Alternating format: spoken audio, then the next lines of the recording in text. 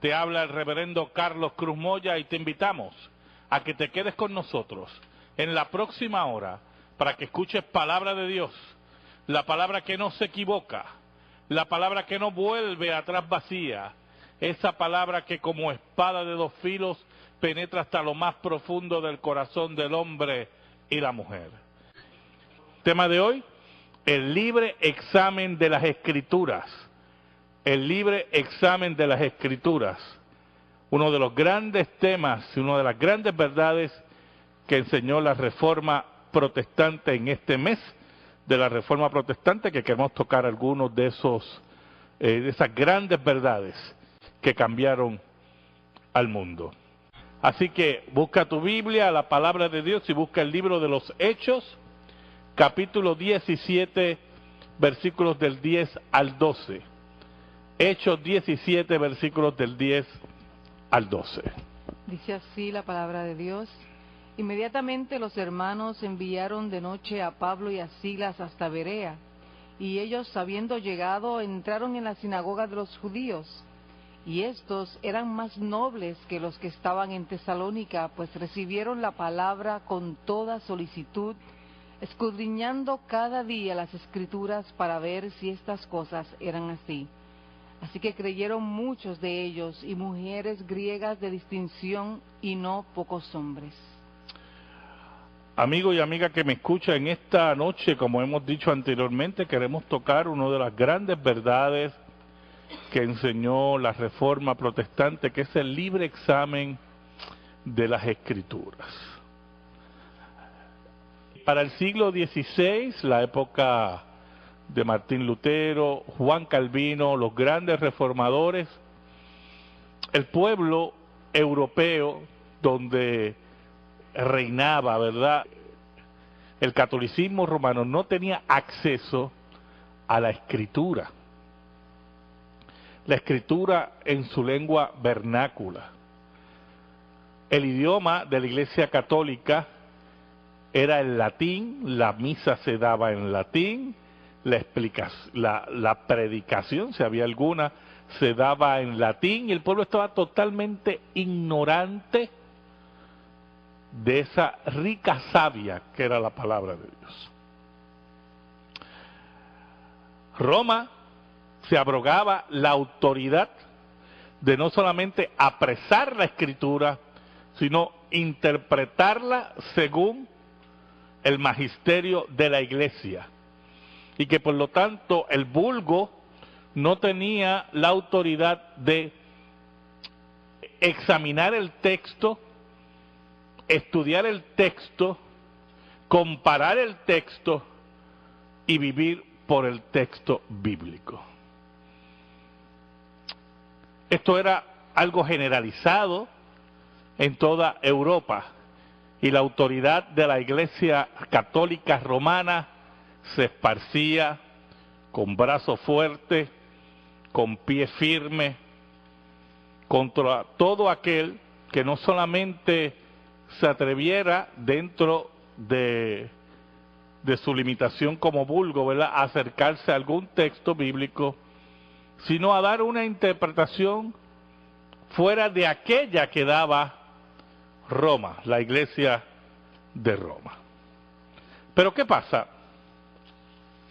En el estudio que posteriormente hace Martín Lutero de las Escrituras, y en su crisis espiritual va descubriendo esa savia tremenda, ese valor tremendo, esa base espiritual que es la Biblia. Y fue la Escritura la que le dio la fortaleza y la vida para levantar su voz contra aquellos que no querían que la Escritura llegara al pueblo. Una de las razones por la cual, y quiero que usted sepa que nosotros no vamos a caer en la trampa del catolicismo de nuevo cuño, o de católicos de nuevo cuño, que nos quieren dar a entender, tergiversando la historia, que el catolicismo siempre estuvo a favor de que la Biblia estuviera en las manos del pueblo. Eso históricamente es incorrecto y es una forma de tergiversar la historia. Oiga, cuando Lutero descubre esas grandes verdades y empieza a examinar la Escritura, como doctor en teología al fin, un conocedor de los idiomas bíblicos, como hacían los hermanos de Berea, el texto que hemos leído, la palabra de Dios se abrió a su vida por el poder del Espíritu Santo. Y entendió Lutero la importancia de que el pueblo tuviera la Biblia, la Escritura. Acuñó Martín Lutero y posteriormente los reformadores, Juan Calvino, Zwinglio, Bullinger, John Knox, acuñaron de que la iglesia se debe a la Escritura y no la Escritura a la iglesia. Y en ese sentido, Martín Lutero empieza la traducción de la Escritura al alemán. En una época donde la imprenta ya estaba haciendo sus pininos y en la cual la Biblia se iba a imprimir para que llegara a cada familia en Europa, en el idioma de cada uno, mientras en Alemania sucedía eso. En España se estaba traduciendo ya la Biblia por los reformistas españoles al idioma de Cervantes, y ya se habían hecho intentos en Inglaterra en el siglo XV con una traducción al inglés, y posteriormente seguía habiendo más traducciones, o sea, para que el pueblo tuviera accesibilidad al texto bíblico.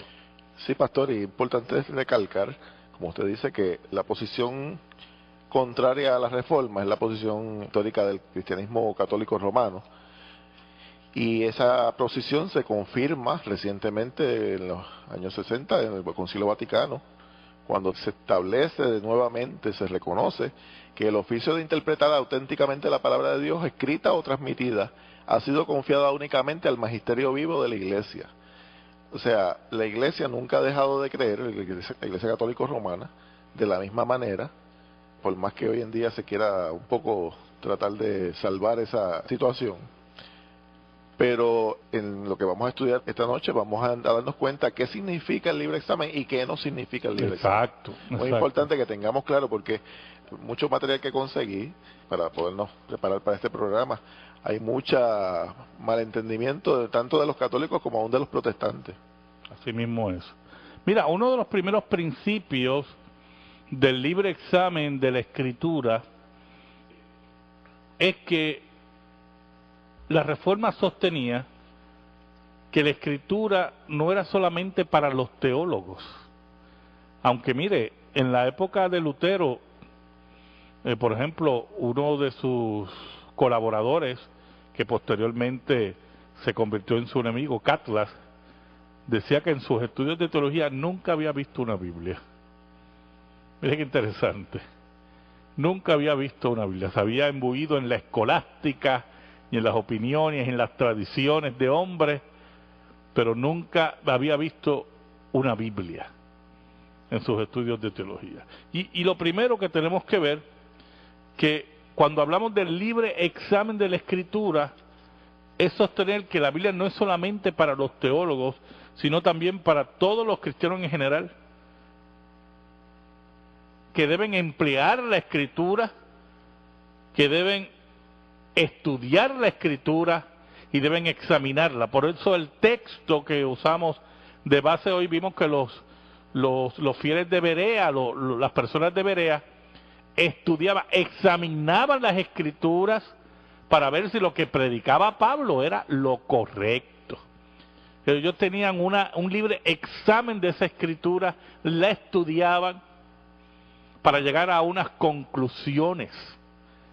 Y por lo tanto, esa es la primera base que expone la Reforma Protestante.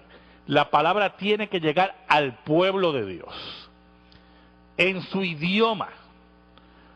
Muchos pueden decir, y he oído católicos decir, que antes que Lutero tradujera la Biblia al alemán, hubieron varias Biblias alemanas. Mire, se pueden contar hasta 15 Biblias alemanas traducidos al alemán, antes que Lutero tradujera su Biblia. Pero es interesante porque, por ejemplo, para 1466 se publicó la primera Biblia alemana completa. Y esta fue basada en una traducción llevada a cabo hacía 100 años antes en Baviera, anticuada y apenas comprensible ya para sus contemporáneos. O sea, que también las traducciones eran tan técnicas y que Lutero criticaba mucho eso. La traducción era tan técnica que era para el uso de los teólogos y para que no llegara al vulgo.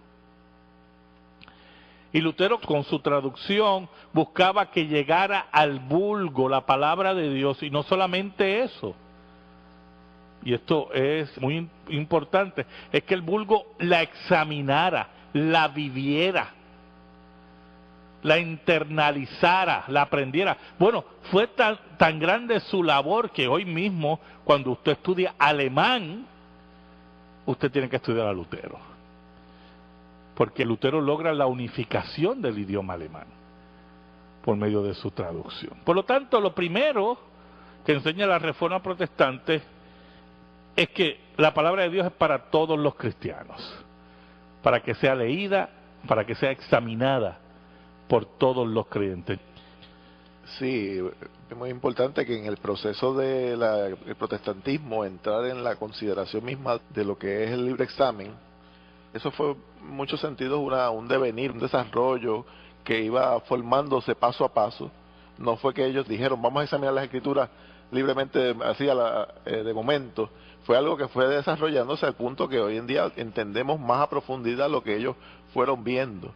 Exacto. Y mucho de lo que vamos a tratar aquí tiene que ver con la legitimidad de ese concepto, porque muchas personas piensan, yo llegué a oír en una ocasión hasta un conferencista protestante que decía que uno de los errores de la iglesia protestante había sido el libre examen de la Sagrada Escritura, bueno, porque había puesto en manos del vulgo, de gente que no tenía el conocimiento, un libro que tenía cosas complicadas. Sí, lo que pasa es que hay protestantes y hay protestantes, ¿verdad? Están los protestantes liberales, que como dice Francisco La Cueva, quieren destruir la Escritura y convertirla en ruinas, conjuntamente con los teólogos liberales católicos, y sobre esas ruinas construir un puente para que esos dos grupos, los liberales protestantes y los liberales católicos, se encuentren en ese puente y se den la mano y se abracen. Yo le tengo una noticia para ellos: ese puente pronto se va a romper y van para abajo, para el hueco, porque la Escritura nunca será destruida. Y eso lo tenemos que tener claro, ¿verdad? Tener claro. Cuando la Escritura se entrega al vulgo y se busca que haya un libre examen de ella, se busca para beneficio espiritual del vulgo, pero también, como dice la misma Escritura, la palabra, por esta palabra también te condenas. Cuando la rechazas, cuando la malinterpretas a tu beneficio, la palabra de Dios también te condena. La palabra de Dios tiene dos vertientes: palabra de salvación para los suyos, pero palabra de condenación para aquellos que la rechazan. Y por eso no hay que tener temor del libre examen de la Escritura. No podemos tener temor del libre examen de la Escritura, porque ese libre examen de la Escritura va a traer salvación a los suyos, pero va a traer condenación a aquellos que no creen en ella. Por lo tanto, esa primera base nosotros la establecemos para que entendamos que ese libre examen de la Escritura se mantenga como ese baluarte de la Reforma Protestante y que se predique siempre. Ahora, otra de las características, ¿verdad?, es que se busca que los fieles estén atentos a la enseñanza falsa, ¿verdad? La iglesia, si buscamos Colosenses capítulo 4, versículo 17, el apóstol Pablo, ¿verdad?, busca que la gente se cuide de los falsos maestros, pero al mismo tiempo que cada creyente vigile el ministerio de sus maestros en Colosenses 4:17. Colosenses 4:17. Dice la palabra de Dios. Decida Arquipo, mira que cumplas el ministerio que recibiste en el Señor. Así mismo es. Tienen que cumplir el ministerio que recibiste del Señor, y eso se hace por la evaluación de la Escritura. Se vigile que cumplan su ministerio. Y para usted vigilar, el vulgo vigile que el ministerio de la palabra de Dios se cumpla, tiene que conocer la Escritura. Porque si no conoce la Escritura, no puede vigilar. No puede estar atento a ese ministerio. Que es un concepto que derivamos de... Una vez leemos la Sagrada Escritura, nos damos cuenta que particularmente los apóstoles, Jesucristo mismo, invitan constantemente al libre examen de las Sagradas Escrituras. Que esto tiene unos parámetros, no podemos aceptar que tiene unos parámetros, que tiene unas condiciones que se dan para que el libre examen sea el correcto. Claro, porque ese libre examen, y ahí entramos en la segunda condición, y es muy importante. La Escritura se interpreta a sí misma. Aquel que hace un libre examen de la Escritura y busca interpretar esa Escritura tiene que escudriñar que ella misma se interpreta con otros textos, ¿verdad? Por eso es que se plantea que es necesario aclarar que los cristianos deben juzgar los asuntos doctrinales no según el parecer de cada uno, según la razón, sino únicamente según la Escritura. Y que ella misma se interpreta a sí misma. Sí, importante que no es la razón a la que apelan los reformadores cuando nos llaman al libre examen, sino es al pensamiento interno del texto bíblico. Por eso asistido por el Espíritu Santo de Dios. Claro que sí. Que es otra condición importantísima. O sea, el libre examen del texto en sí mismo, de dejarlo hablar bajo la influencia del Espíritu de Dios, porque es importantísimo entender, y eso es muy claro, nadie va a entender las Sagradas Escrituras si no está guiado por el Espíritu de Dios. La razón humana pecadora nos desvía, nos bota afuera, nos saca a la estratosfera y nos pone a pensar en cosas ajenas a la verdad del texto divino. Por eso es que la llave de la Escritura es la misma Escritura. Y por eso el vulgo podía, ¿verdad?, acercarse al texto, permitir que el texto le hablara, que él examinara el texto, que aprendiera el texto. ¿Cómo es posible, hermano, que usted medite en el texto, que usted aprenda el texto, si no lo puede leer, si no lo puede examinar, si no lo puede vivir? Ese es el gran error de Roma. El gran error de Roma. Y en ese sentido, ¿verdad? Y tenemos que siempre estar vigilantes de aquellos que nos quieren quitar la Escritura. ¿Oyó? Y no solamente en Roma ocurre eso. No solamente en Roma ocurre eso. Cuando oímos frases por ahí que alguien está estudiando mucho la Biblia y le dicen, mira que la letra mata, más el Espíritu vivifica. Eso no se refiere a la Escritura, porque la Escritura es como una espada de dos filos, es la espada del Espíritu. Y la vivencia del creyente está en la lectura y el aprendizaje y vivir la Escritura. La letra mata, pero el Espíritu vivifica, nada tiene que ver con la Escritura. Es un disparate que, por cierto, los anabautistas del siglo XVI utilizaban en contra de la Escritura, e ignorantes en el siglo XX y siglo XXI también lo quieren utilizar. Y nos quieren quitar la Biblia, la palabra de Dios. Por eso, hermano, usted no permita que la Biblia se le quite de sus manos, sino que usted examínela, vívala, siémbrela en su corazón. Otro pasaje que utilizan malamente también es el del conocimiento envanece y el amor edifica. Ambos pasajes que nada tienen que ver con la Escritura. Si se interpretan como que la Escritura, o sea, el conocimiento revelado de Dios es conocimiento y letra que mata y que envanece, pues estamos contradiciendo, o estamos diciendo que entonces la palabra de Dios es basura. Exacto. O sea, si lo interpretamos de esa manera, hermano, Exacto. estamos tratando la palabra de Dios como basura. Es el conocimiento humano, la razón humana, la letra de la concepción humana, la que mata y la que envanece. Así mismo. Pero la revelación de Dios nunca envanece ni mata. Así mismo es. Pasamos a la pregunta bíblica. Tenemos varias, no vamos a poder contestarlas todas, ¿verdad?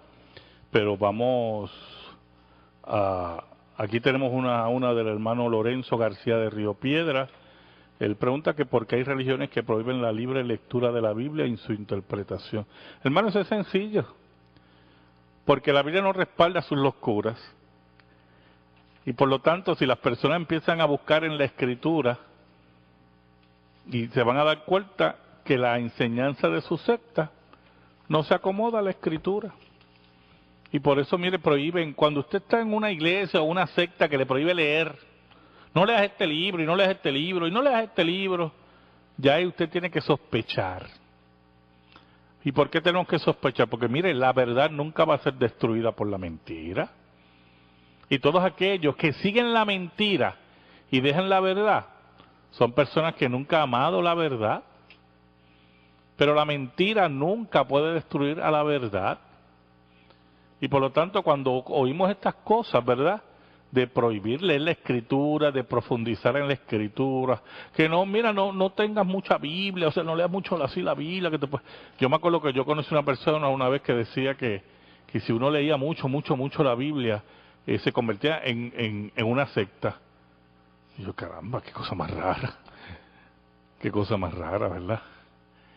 La palabra de Dios es la que ilumina, es lámpara a nuestros pies, como leyó aquí la hermana Diana.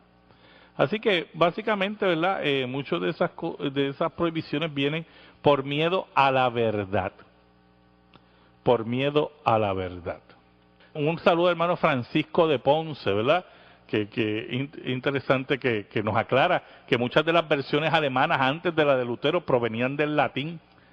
Entonces no era un texto bien fiel como Lutero utilizó los idiomas originales, ¿verdad? Así que un saludo al hermano Francisco de Ponce. Tenemos otra pregunta por aquí, basada en Juan 6:54, ¿verdad? ¿Cómo dice Juan 6:54? El que come mi carne y bebe mi sangre tiene vida eterna, y yo le resucitaré en el día postrero. Mire qué interesante, ¿verdad? La teología romana nos quiere enseñar ahí se enseña la transustanciación. ¿Y qué es la transustanciación? Según la teología romana, el sacerdote tiene el poder de realizar el milagro, de convertir el pan y el vino en la carne y la sangre de Cristo, y que cada vez que ocurre la misa, ¿verdad?, la Santa Cena, los católicos ingieren en el pan el cuerpo y la sangre de Cristo. Pero esos son disparates de Roma, ¿oyó? La magia de Roma. Y que nada de eso es real.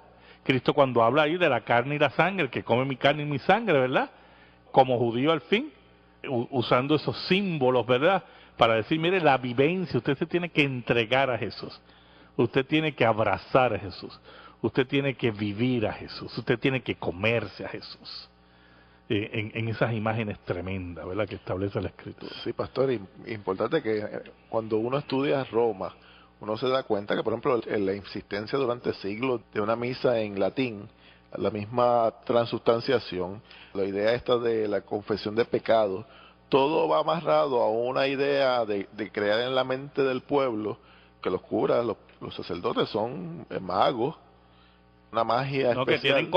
Que tienen control sobre el pueblo. Un control especial, y que Dios no trabaja sino es a través de ellos. Bueno, fue tal que la mano de la iglesia se extendió aún después de la muerte con el concepto del purgatorio, ¿verdad? Y la iglesia olvidando la esperanza de la segunda venida y ya extendiendo esa mano hasta el purgatorio y cómo tú puedes liberar las almas del purgatorio, todo eso, hermano.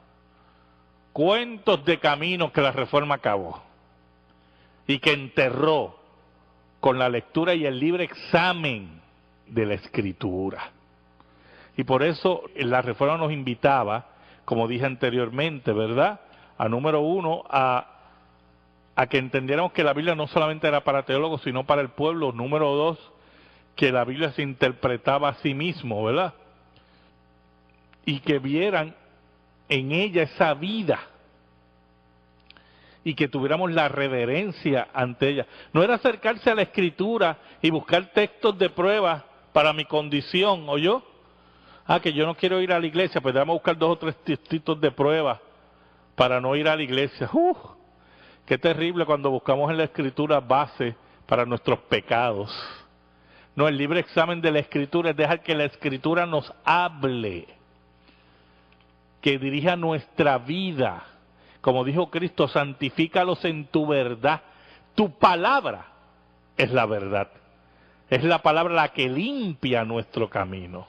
Así que por eso mismo es que el libre examen de la Escritura no apela, no nos llama a una experiencia personal subjetiva, porque el subjetivismo nos lleva a que la razón humana sea la que prevalezca, y aún a veces muchas personas, basándose en la experiencia subjetiva, ponen aún como excusa el hecho de que el Espíritu Santo media, para utilizar el Espíritu Santo como una excusa también para que esa experiencia sea centro de atención en sí mismo y no la objetividad misma del texto bíblico. Exacto, porque el Espíritu Santo te guía a que leas la Escritura y vivas la Escritura, pero el Espíritu Santo no te va a decir nada fuera de la Escritura, ¿vio?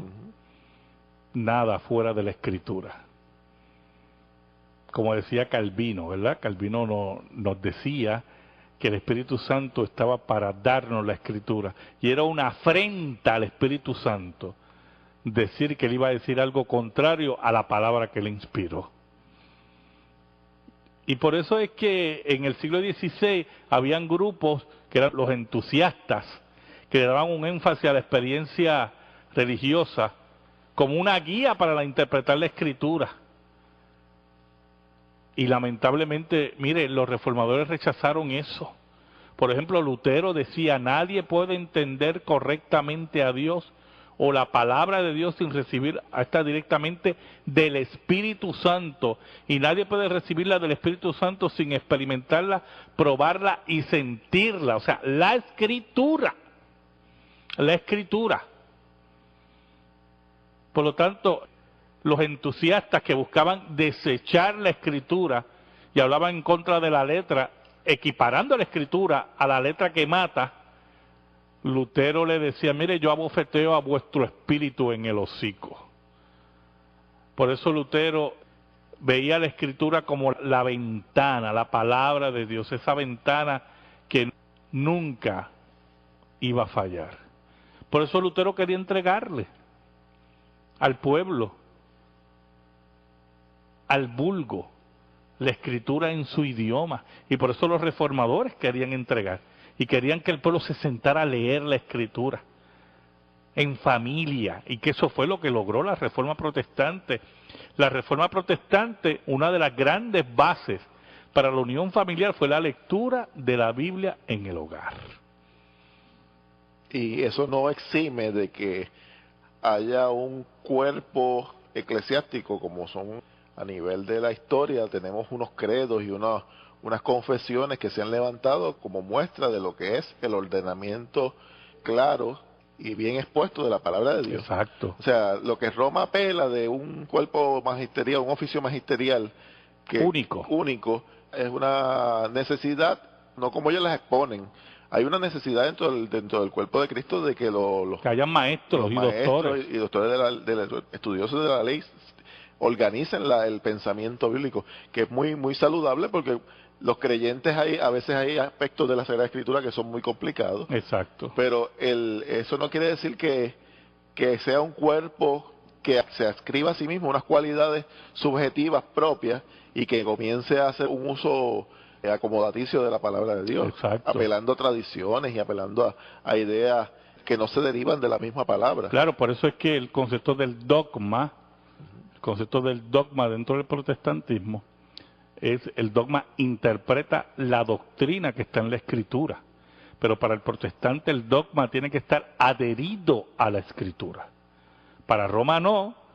Para Roma el dogma puede estar adherido a la Escritura, que es la tradición, como lo interpreta el magisterio de la Iglesia. Y por eso, por ejemplo, puede emitir doctrinas, dogmas como la Inmaculada Concepción de María en el siglo XIX, la infalibilidad papal en el siglo XIX, porque mire, tan tarde fue definida la infalibilidad papal, como en el siglo XIX, la asunción de María en el siglo XX. Los 50 creo que fue. Sí, sí, o sea, porque son dogmas contrarios a la Escritura y que no están adheridos a la Escritura. La Reforma Protestante nos dijo que no, que toda doctrina o todo dogma, toda definición dogmática tenía que adherirse a la Escritura. Y por eso que la Escritura era la única regla de fe y conducta. Y no podíamos darle rienda suelta a la imaginación, principalmente de un magisterio eclesiástico que lo que buscaba era imponer y mantener su poder, ¿verdad?, sobre el pueblo. Por eso la Reforma se convirtió también en un movimiento de libertad. O sea, el libre examen de la Escritura era una manifestación de la libertad que traía la Reforma Protestante. Que va amarrada a conceptos, por ejemplo, que se fueron desarrollando, como dije, de los orígenes.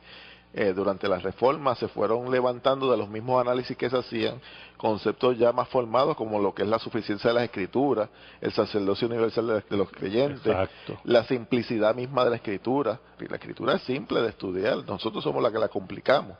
Los conceptos de sola Escritura, sola fe y todas esas ideas que fueron tomando una forma concreta. Exacto. Para dar sentido a esos pensamientos que fueron una protesta, una revolución, pero una revolución reformando la Iglesia, no desarticulando la Iglesia como Roma acusa. Por eso que los reformadores decían que ellos no estaban fundando una nueva Iglesia. Eso es así. Los reformadores estaban claros en eso, creían en la catolicidad de la Iglesia, en el sentido que la Iglesia era universal y era una, y ellos venían a reformar la Iglesia. Y en ese sentido es importante, hermanos, que nosotros cuando veamos a Roma, no veamos a Roma como la totalidad de la cristiandad. O sea, Roma llegó a ser y a consolidarse como lo que es, terminando el primer milenio. Muchos apelan que los orígenes están en Constantino, de los errores, pero no, la Roma que conocemos, centrada en los papas y centrada en conceptos más ya alejados de la Escritura, surge después de los concilios ecuménicos legítimos. Exacto. Y cuando Roma empieza a hacer concilios unilaterales y que declara verdades por sí misma fuera de la catolicidad verdadera de la Iglesia. Exacto. Porque no incluía entonces a los demás grupos de la Iglesia que existían en ese momento. La Iglesia Oriental, grupos marginales, ¿verdad?, que existían, que reclamaban la autoridad. Todo eso, mire, todo eso es una propaganda romana para hacernos creer que es la única iglesia verdadera, la iglesia fundada por Cristo en Jerusalén. Todos esos cuentos se lo pueden hacer creer a otros, oye, a otros. Y programitas como, te vamos a volver a casa, ¿qué casa? No, porque Roma es la casa y tenemos que volver a casa. ¿Qué casa? A esa casa yo no quiero volver, oye. De esa casa es la casa embrujada. Yo salí de esa casa. Y de esa casa embrujada salieron muchos. Y hemos encontrado el verdadero templo que es Cristo Jesús, el Rey de gloria y de salvación. Y el concepto también de la infalibilidad de la Iglesia, que es un mito, porque la infalibilidad no descansa sobre la Iglesia, descansa sobre la verdadera palabra de Dios. La Iglesia nace de la palabra de Dios, no la palabra de Dios nace de la Iglesia. Exacto. Por eso quien es infalible es la palabra de Dios y no la Iglesia. Muy bien. Amigo y amiga que me escucha, muchas gracias. El próximo sábado, a la misma hora, escucharás Púlpito Reformado. Dios te bendiga. Te habla el reverendo Carlos Cruz Moya y te invitamos a que te quedes con nosotros en la próxima hora para que escuches palabra de Dios, la palabra que no se equivoca, la palabra que no vuelve atrás vacía, esa palabra que como espada de dos filos penetra hasta lo más profundo del corazón del hombre y la mujer. Tema de hoy, el libre examen de las Escrituras. El libre examen de las Escrituras. Uno de los grandes temas, una de las grandes verdades que enseñó la Reforma Protestante en este mes de la Reforma Protestante.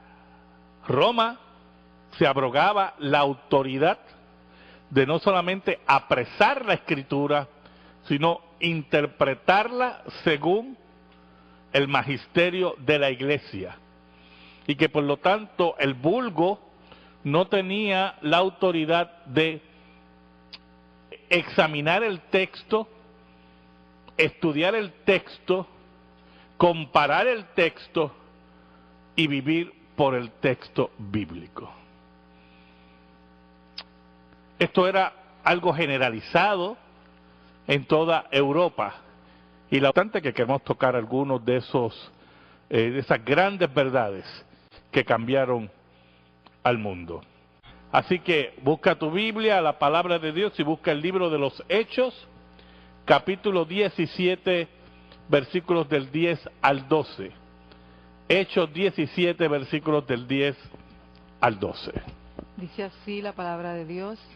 Inmediatamente los hermanos enviaron de noche a Pablo y a Silas hasta Berea, y ellos, habiendo llegado, entraron en la sinagoga de los judíos.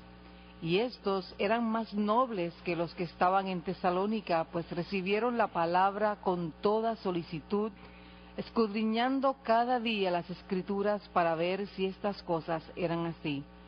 Así que creyeron muchos de ellos, y mujeres griegas de distinción, y no pocos hombres. Amigo y amiga que me escucha, en esta noche, como hemos dicho anteriormente, queremos tocar una de las grandes verdades que enseñó la Reforma Protestante, que es el libre examen de las Escrituras. Para el siglo XVI, la época de Martín Lutero, Juan Calvino, los grandes reformadores, el pueblo europeo donde reinaba, ¿verdad?, el catolicismo romano, no tenía acceso a la escritura. La escritura en su lengua vernácula.